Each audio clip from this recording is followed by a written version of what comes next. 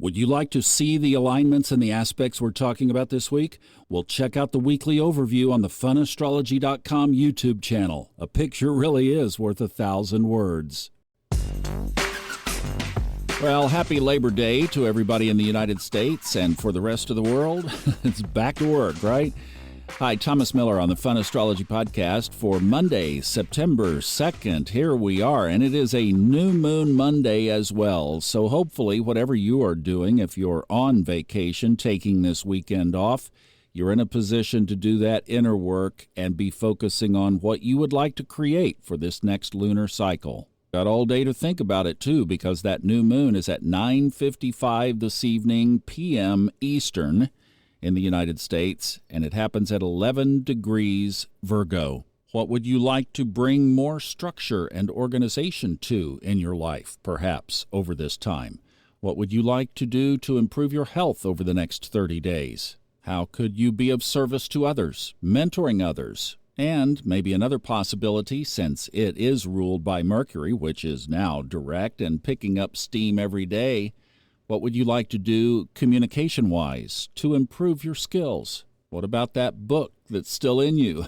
Can you bring it out? Don't miss that. Today's a critical day with that new moon energy. Now, we have one other thing in the sky today, and that is Mercury trining Chiron. That happens at 9:45 this morning.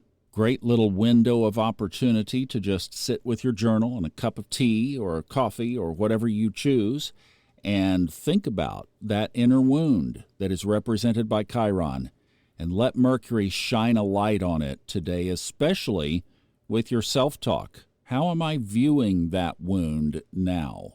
Am I beating myself up for it, or am I tuning into my intuition and looking for ways to address it positively? Which voice am I hearing inside? And often Chiron is not just one wound. It depends highly on where it's placed in your chart, but it might be more than one thing. It takes on the characteristics of the house and sign and aspects to other planets that it makes, and that's where you start to look. Now, tomorrow we mentioned we're going to meet a new contributor to the Fun Astrology Podcast. I love bringing these other people in, and Elisa Dixon is going to join us tomorrow to talk about tomorrow evening's aspect where Venus conjoins the South Node in Libra, obviously opposing the North Node in Aries. And what a debut does she make, and that's going to be fun to listen to her thoughts tomorrow. Now, there's one other that we'll mention here on the way out, and that happens tomorrow morning really early for the East Coast folks at 12:09 a.m.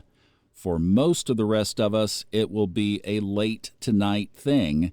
Mars squares Neptune. Mars, in communication-oriented and ruled by Mercury, Gemini, the dual sign of Gemini, the twins, in a square to Neptune at the last degree of Pisces. In fact, the aspect is direct on that last degree. It is 29 degrees 0 minutes. So we were just talking about the other aspect today being Mercury, which rules Gemini. So Mercury's in the hot seat today. The theme is, what are we telling ourselves? Minding our self-talk, and also a reminder whether we are being driven from within, from our intuition, from our soul, or are we letting monkey mind have the wheel? And that's a thing, too, by the way, because, speaking of Mercury, it is the oracle planet still, the one that comes up into the sky right before the sun today and tomorrow and all the way through October 1st. Mercury is coming up into the sky before the sun. So it is sitting in this prominent position trying to get your ear with your monkey mind rather than your internal voice. That's something we have to mind right now. And then, on Robert Glasscock's birthday, October 1st, it moves away and Mars takes that position. But we don't have to worry about that for a month. Right now it is Mercury whispering in our ear every day at the beginning of the morning. And then that gives us the opportunity to just stop and pause and negotiate with monkey mind, represented by Mercury, and say, hey, wait, let's let the intuition drive today because it sees the future. It knows its way around the corner. We don't, Mercury monkey mind. But once we get those instructions, then we'll get busy on that path. Yeah, that's how you do it. And I hope you have a wonderful holiday. Happy new moon.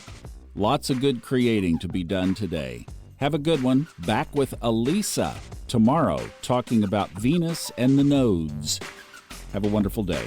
Bye-bye.